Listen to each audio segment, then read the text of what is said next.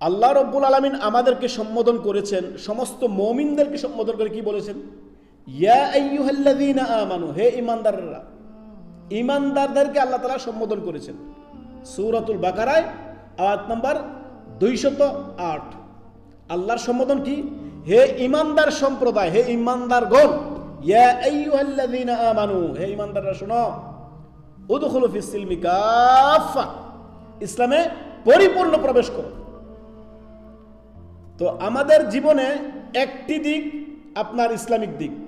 হয়তো একজন মানুষ মুসলিম আপনার 5 ওয়াক্ত সালাত আদায় করে, অথচ সে তার জীবনে বহু অন্যায় অনাচারের সাথে জড়িত, বহু অপরাধের সাথে সে জড়িত। আল্লাহ তাআলা রাব্বুল আলামিন কি বলেছেন? পরিপূর্ণ তুমি কি করো? ইসলামে প্রবেশ করো। ওয়ালা তাত্তাবিউ খুতুওয়াতিশ শায়তান, শয়তানের পতঙ্গ করো না, শয়তানের রাস্তা চলিও না, শয়তানের দেখাতে পথ চলিও না। শয়তান তোমার প্রকাশ্য শত্রু, গোপনীয় শত্রু নয়, প্রকাশ্য শত্রু, তবে দেখা যায় না। শত্রু যদি আপনার দেখা যায় তার থেকে বাঁচাটা সহজ, আর সে যদি অদৃশ্য শত্রু হয় তার থেকে বাঁচা বহু মুশকিল। অতএব শয়তান আপনার আমার প্রকাশ্য শত্রু, তাকে শত্রু হিসেবে আপনি নেবেন। দৈনন্দিন জীবন আপনার কি হবে? আল্লাহ এবং তার রাসূল সাল্লাল্লাহু আলাইহি ওয়াসাল্লামের আনুগত্যের জীবন হবে। ইয়া আইয়ুহাল্লাযীনা আমানু উদখুলু ফিস সিলমি কাফা, ইসলামে তোমরা পরিপূর্ণ প্রবেশ করো।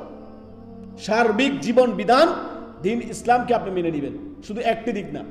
যেমনই আপনি ব্যক্তি জীবনে আপনি 5 ওয়াক্ত নামাজ কায়েম করবেন, সালাত কায়েম করবেন, ঠিক তার পরিবারের জীবনে আপনি আপনার দিন প্রতিষ্ঠা করবেন। আপনার পরিবারে পর্দাশীল হবে, আপনার পরিবারের সুদ ঘুষ থেকে মুক্ত থাকবে, আপনার পরিবার হারাম নাজায়েজ থেকে মুক্ত থাকবে, আপনার পরিবার পুরো পরিবারকে আপনি ঢেলে সাজাবেন ইসলামী আদর্শ পরিবার হিসাবে। শুধু একটা দিক না, সার্বিক দিক থেকে আপনাকে আদর্শবান মুসলিম হতে হবে। এই কথাই আল্লাহ রাব্বুল আলামিন বলেছেন, উদখুলু ফিস সিলমি কাফা।